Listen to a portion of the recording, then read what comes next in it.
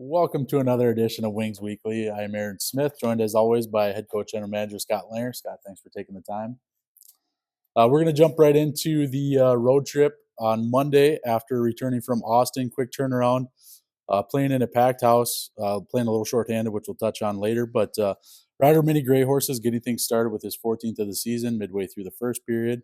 Watertown responding with a pair of goals. Tishkovich ended up scoring late in the period to tie the game going into the second. No scoring in that second period. Watertown retakes the lead early in the third, and then Lilson would be able to tie the game, sending it to overtime and eventually a shootout. Hitters and Lilson score for the Wings in the shootout. Watertown only gets one goal to give the Wings a 4-3 shootout win. Cunningham stopping 31 of 34, Braun stopping 2 of 3 in the shootout. A few things not mentioned there, as I just kind of glossed over. But Cunningham came out of the game in the third period. Braun stepping in a tough spot, able to come up with the stops he needed to get the win.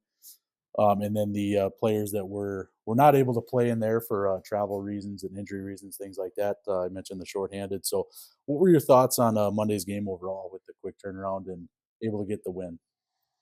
I think really fortunate to get the win. Obviously, been on the road for a while and playing a lot of games on the road. So, we fell behind there. Lucky enough, we tied it up really late in the second on that Tishkevich goal. So that was a big boost heading into the locker room. But the biggest thing, I mean, we just kept going, and it's not easy in that building. Obviously, they got quite the crowd there, and they're a team that's playing really well. If you look at what they've been doing.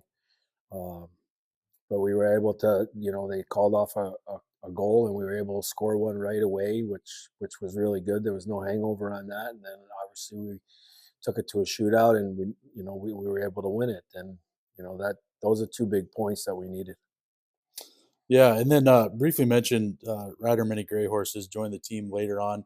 Talk about a little bit of his play as of late, putting up some points, and it seems like he's more comfortable in the system since arriving as of late, anyways. Yeah, he is, and his line's been playing really well. So he's been putting up points timely. When we need them, he seems to show up, whether it's a big assist or it's a big goal. So, yeah, that was a good addition to our club, and especially needing a veteran like that down the stretch. He's played a lot of junior hockey, and he knows what it takes to get through the grind. And those are the type of guys that seem to step up at the end, and he's doing that.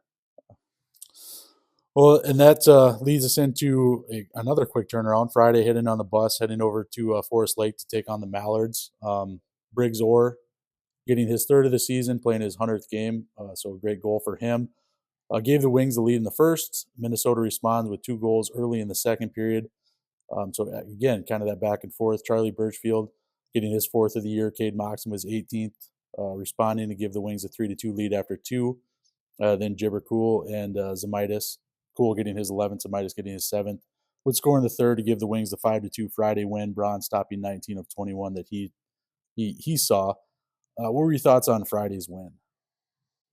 Well, I mean, it's not easy playing travel and playing same day. And I thought our guys were really stepped up for the task. Falling behind wasn't good, but Hershey there stepped in, and he's been our energy guy, since arriving here, and he scored that big goal to kind of get that momentum going. And then obviously Moxham scored on a great play. So yeah, I mean, anytime you can take points in that situation, it's huge. And right now it's no secret we need every point we can possibly get our hands on. So we knew that was a must-win hockey game.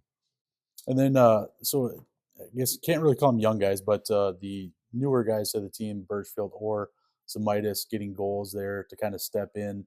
And we'll talk about a little bit about this after recapping Saturdays too. But talk about their play as far as the newer guys. I know we just touched on it with Mini Gray Horses, but just getting them involved in the system. Obviously, you like to see that this time of year, kind of hitting on all cylinders. They're able to kind of step in, maybe fill a void when scoring's absent as far as the vets go. So now they're able to step up and feel comfortable enough to put up numbers. Yeah, that acclimation period takes some time. Coming from complete different set of standards and structure, and then coming in here, especially with a guy like Orr, who's played 100 games. He's seen a lot of hockey in a lot of different places. So, but yeah, I mean, they're doing a really good job. I think they're making the vets better, because they're playing so well. We're surrounding each other with good hockey. Um, but it's nice to see those guys producing at this time of the year. I mean, we went through a tough period of time there where we just couldn't buy a goal. So seeing those guys step up right now and being able to put some goals on the board for us, that's been huge. Yeah, absolutely. And again, came up big Saturday with a 7-4 win. Again, back and forth first period. This time, Minnesota scored first. Wilson responds with his 12th of the season. Moxham gets his 19th. Backel with his 12th. Big 3-goal first period for the Wings to take a 3-2 lead after one. Jibber Cool gets his 12th. Winkler gets his 6th. They would add goals in the second period to give the Wings a 5-3 lead after two. And then Pitters, his 9th, and Wilson, his 13th, would close out the scoring for the Wings. Minnesota adds a late goal to give the Wings a 7-4 Saturday win and weekend road sweep of the Mallards. Braun stopping 12 of 16. Again, we just kind of touched on that, but it almost seems like, okay, the more familiar names, I guess, in Aberdeen anyways, the vets kind of stepping up there to put up some big numbers.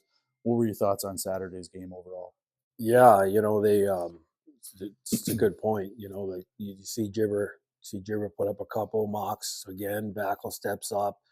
Again, it might sound like a broken record, but right now those are the guys that need to step up. Like those are your leaders. Those are your guys you lean on, and they did. And it was big getting a sweep. I mean, especially through the toughness of this schedule. The demand of it. I think it was a really rewarding weekend for our guys. And uh, that's going to create some positivity going into the week of work and practice. So we know we have to be ready for Watertown. They've found a way to win some games, and they took us to the shootout and they swept this weekend. So they're playing really good. Coach Curley's got those guys playing really well over there. Yeah, absolutely. And as you mentioned, Watertown upcoming, home and home against them. Friday, we're going to be here at the Odde. Saturday, we go to Watertown. And then I know you don't like to look ahead, but we do. So after that, we've got versus Minot the April 4th and 5th, and versus North Iowa 11th and 12th to close out the regular season. A, a big home and home weekend against Watertown, a team that, as you just said, looks really good as of late. What are your thoughts on the upcoming games against Shamrocks? You just saw them last Monday. They're playing really well, but what are your thoughts on the upcoming weekend? Yeah, you have to play really hard against them. You have to capitalize on their goaltending. The Gurich kid that they had brought in, he's playing extremely well for those guys, winning them hockey games. So, you don't want to get into a specialty team type hockey game against them.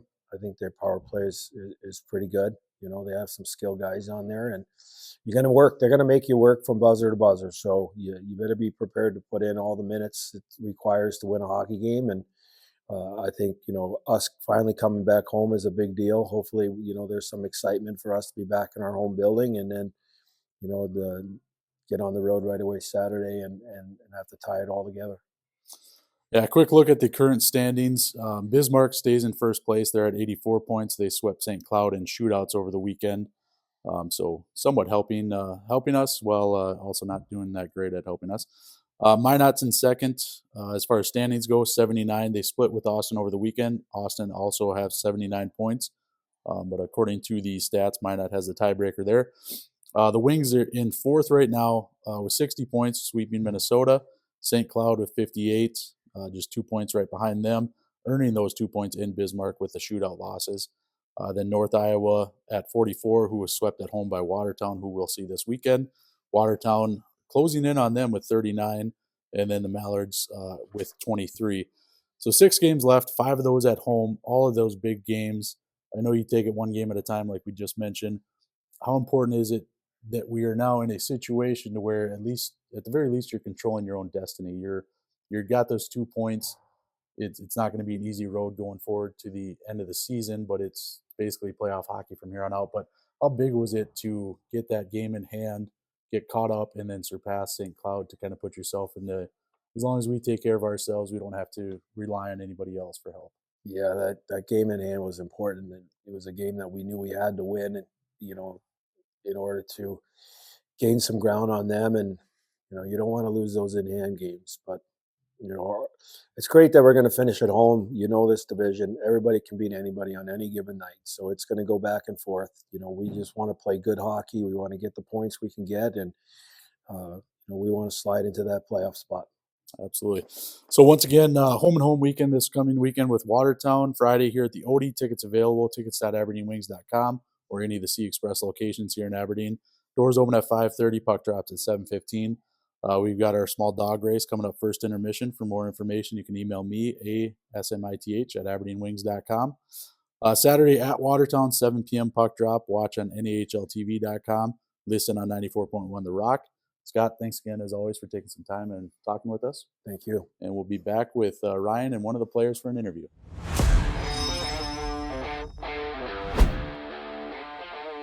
Pro Ag Supply leads the game with channel seed, liquid fertilizer, and tanks. With 3 generations of family service, we've spent over 40 years growing relationships with your family. So whether it's game day or planting day, Pro Ag Supply and Channel Seed are by your side. Pro Ag Supply. L&O Transport and Farm wants you. They're currently hiring Class A CDL truck drivers and farm operators. Experience preferred, but not necessary. L&O offers great benefits like a 401k, 100% health, and year-end bonuses. Pay depends on experience, but wages are very competitive. They run the newest late model equipment and take pride in what they do. L&O Acres and Transport is a family-run business. Come be part of the L&O family. Give them a call at 605-226-0732. All right, welcome back to the second portion of Wings Weekly. Joining me here this week is a Wings newcomer, Keaton Weis. Keaton, you are the forward from Rogers, Minnesota, Yep. right? So tell us, how did you first get into hockey? I feel like being from Minnesota, it's kind of the standard to play hockey, but tell us, what is your individual story here? Well, my older brother played hockey, so I just kind of went to his games, went to whatever hockey thing he had going on, and just picked up from there. Started skating when I was 3, started playing actual hockey when I was about 4, and just kept going from there. And when you grow up in Minnesota, it's around you all the time. So yeah. And before coming to play with us, you got to finish out your high school season by playing in the Minnesota State High School tournament. And doing some of my research, like we do before we have the player on here, this was the first time in a really long time that Rogers had actually made it to the state high school tournament.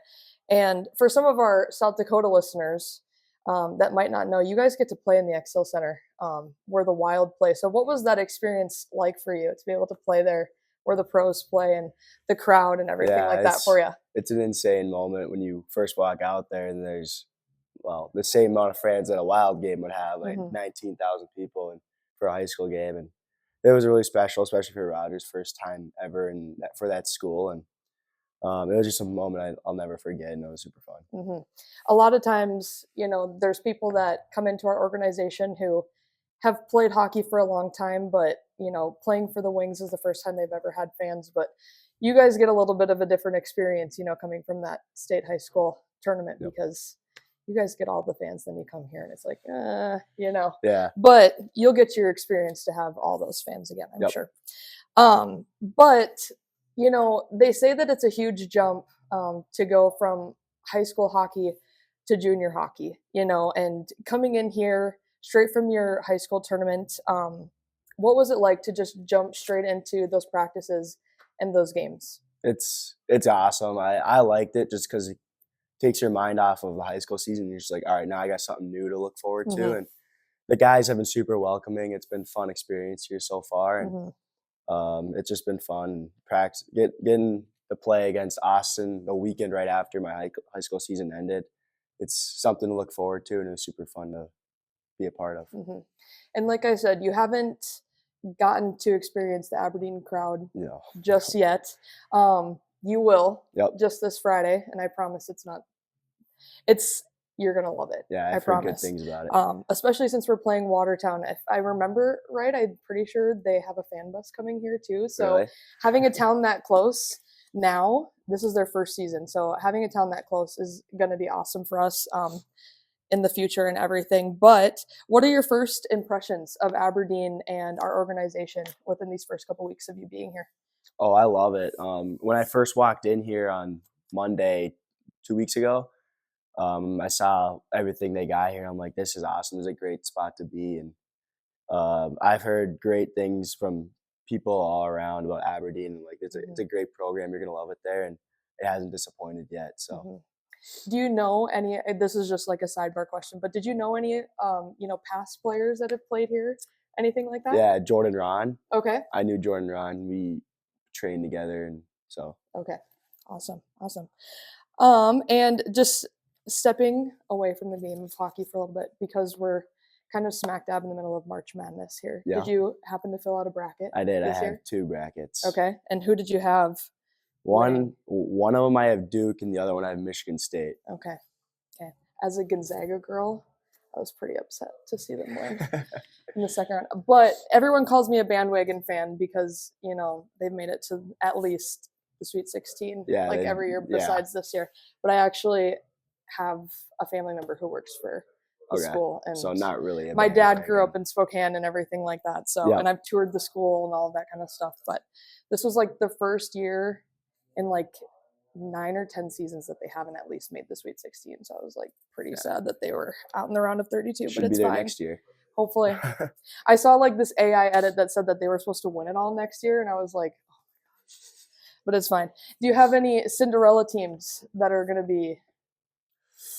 I mean, or before the Sweet 16 was set, did you have any Cinderella teams that were? I saw McNeese. The McNeese team is the one that messed me up. Yeah, right away. I think I had McNeese going to Sweet 16 at least, and they lost. We messed that up. So I think my Cinderella, not really Cinderella, is BYU. Okay. Right now. Okay. Like as a Gonzaga girl at BYU, I was like, I can't take that. Who do you bill it with?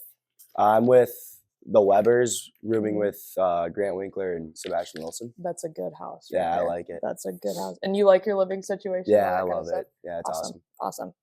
I've known Teresa for a long time, so she's a good human. Nice. In the locker room, who have you found to be one of the funniest guys? And if you can't pick out just one guy, you can name your top 3. It's nice that we're in here because you can look around at your nameplates. I think the funniest guy is Gavin Reed right there. He is something else, a character. And then another one, I would say Jack McDonough is funny just because he's the guy everyone picks on. Yeah. So it's just funny that way. But as soon as you said he was funny, I was like, come on. But then your reasoning, I was like, we can say that. Everyone picks on him. Yeah. I work with Reader at Mavericks. I actually got him a job at Mavericks too. Yeah. And so everyone else gets to see the personality and everything too. Yep. So he's that makes sense. That makes sense. Okay. You get stuck on an elevator with a few of your teammates. Who are you hoping to get stuck on to help pass the time?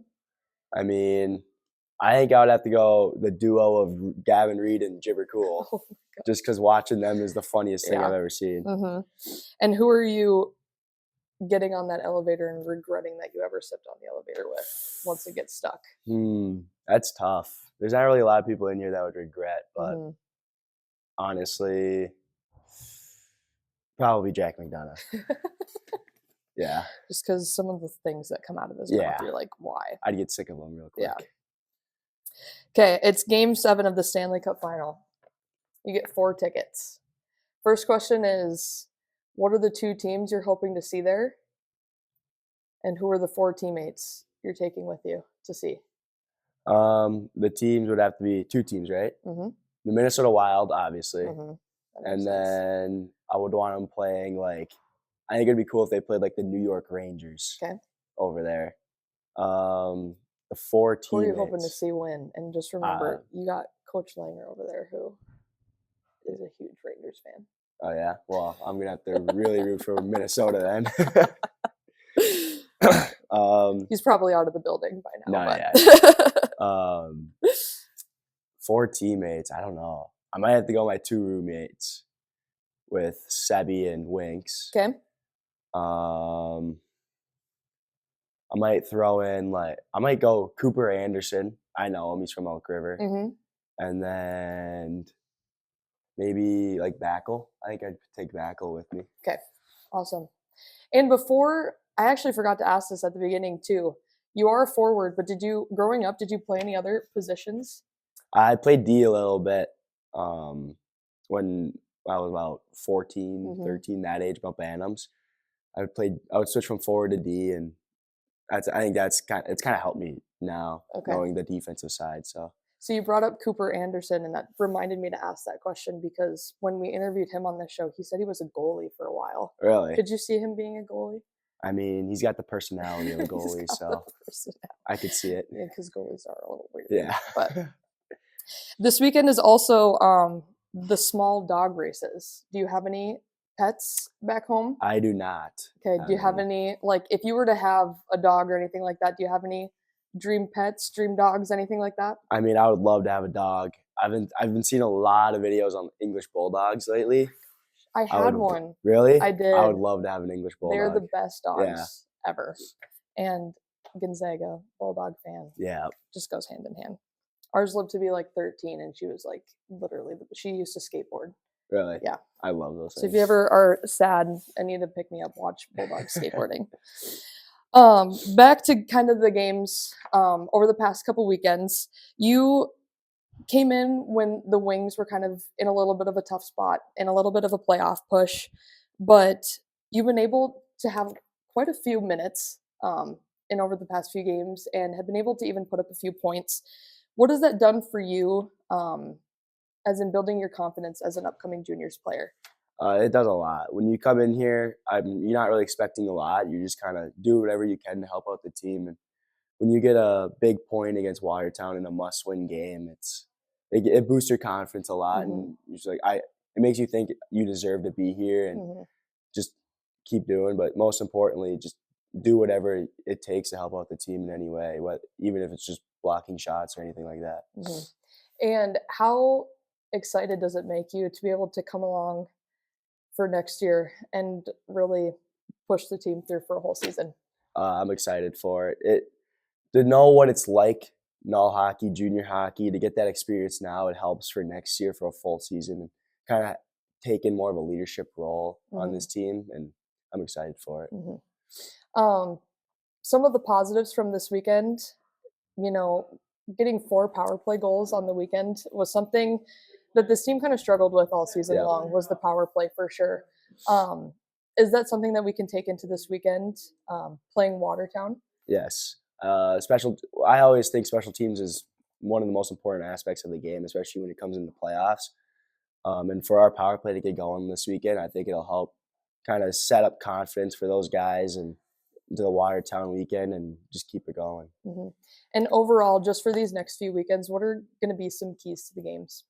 I think it's just be hard in the D zone, not give up as many chances as we can, and just kind of stick to the small details and getting pucks in deep and just take advantage of our opportunities.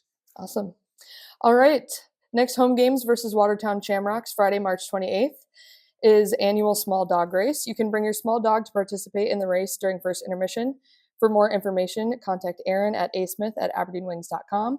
Corporate game sponsor is Dakota Broadcasting. Doors open at 5:30, puck drops at 7:15.